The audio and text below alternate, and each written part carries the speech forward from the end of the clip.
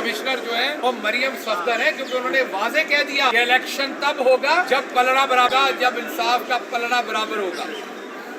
अब इंसाफ का पलड़ा कैसे बराबर होता है? वो कहती हैं मेरे वालिद को चोर कहा था, अब दूसरों को भी चोर कहें।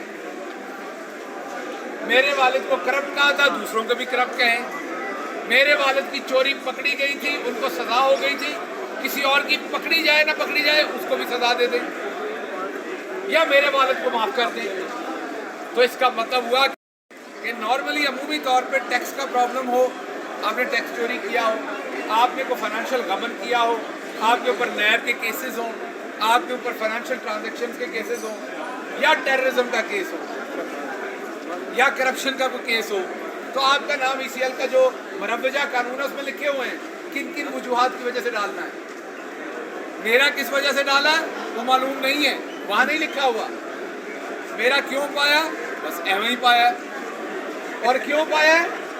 क्योंकि मैं मिडिल क्लास से हूँ, मुझे सबक देना है। हालांकि मैं वो हूँ जिसने पिया साहब की अदालत में हाजिर होकर अपना नाम निकलवाया, मुल्क से बाहर गया। जब मैं मुल्क से बाहर था तो मेरे ऊपर 295 जो एक बड़ी खतरनाक दफ़ा होती है, मदीना मुनव्वरा में नारे लगे। मैं अमेरिका में था, नारे मदीना मुनव्वरा में लगे, FIR मेरे पे फैसलाबाद और अटक में काट दी गई। उसके बावजूद मैं वापस आया, भागना नहीं, मैं वापस आया। मैं प्रूव कर चुका हूँ पहले, मैं PNIL से निकलवा के बाहर गया, वापस आया।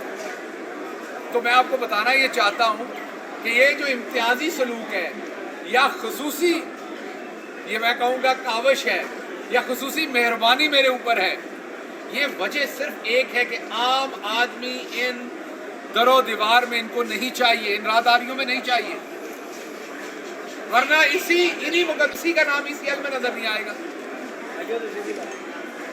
अच्छा, मेरे फिर कहेंगे नहीं जी वो आपके पास अमेरिका की शहरियत है। नहीं, मेरे पास अमेरिका की शहरियत नहीं है, मेरे पास सिर्फ पाकिस्तान की शहरियत है। जाली FIR से लेके तशद्दुद से लेके आपके तमाम कानूनी हकूक सल्ब किए जाते हैं, हर हथकंडा इस्तेमाल किया जाता है। और दूसरी तरफ बाजी मरियम कहती हैं इलेक्शन तब होगा जब इंसाफ का पलड़ा बराबर होगा। अब इंसाफ का पलड़ा कैसे बराबर होता है? वो कहती हैं मेरे वालिद को चोर कहा था, अब दूसरों को भी चोर कहें।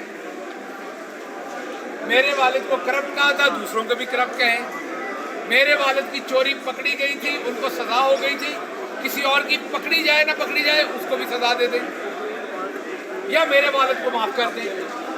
तो इसका मतलब हुआ कि आजकल चीफ इलेक्शन कमिश्नर जो है